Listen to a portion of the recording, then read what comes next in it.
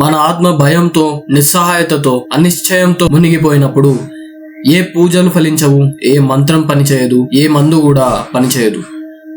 నీవు వందలాది మంత్రాలు జపించు, ప్రతి ఆలయానికి వెళ్ళు, ప్రతి దీపం వెలిగించు, ప్రతి పుష్పాన్ని కూడా సమర్పించు. కానీ నీ లోపలి వెలుగు ఆరిపోయినప్పుడు బయటి వెలుగు ఏది కూడా నీలోని ఎనర్జీని పుట్టించలేదు. Energy has to meet the energy. శక్తి శక్తిని ఎదుర్కోవాల్సిందే. Divine grace flows where there is a surrender. ఒక చిన్న మార్పు చాలు, ఒక నిశ్శబ్ద భక్తి చాలు, ఒక చిన్న నమ్మకం చాలు నీలోని కాస్మిక్ డోర్ ని తెరవడానికి. కానీ మనసు సందేహంతో బంధింపబడితే, హృదయం భయంతో కరిగిపోతే, ఆత్మ నో అనే సంకేతం ఇస్తే దేవుడు కూడా ఆగిపోతాడు. స్పిరిచువల్ పెరాలసిస్ అనేది నిజం.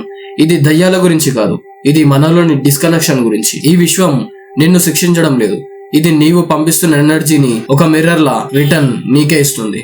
అందుకే బయట పరిష్కారాన్ని వెతకడానికి ముందు నీ లోపల ఒక చిన్న వెలుగును వెలిగించు. కొంచెం నమ్మకంతో వేసే అడుగు నీ భవిష్యత్తును మార్చగలదు. నువ్వు పర్ఫెక్ట్ గా ఉండాల్సిన అవసరం లేదు. Just be open. ఓపికగా ఉండు. సో నిన్ను నువ్వు ప్రశ్నించుకో, am I open inside? Because the real key is not the mantra, it's your inner movement.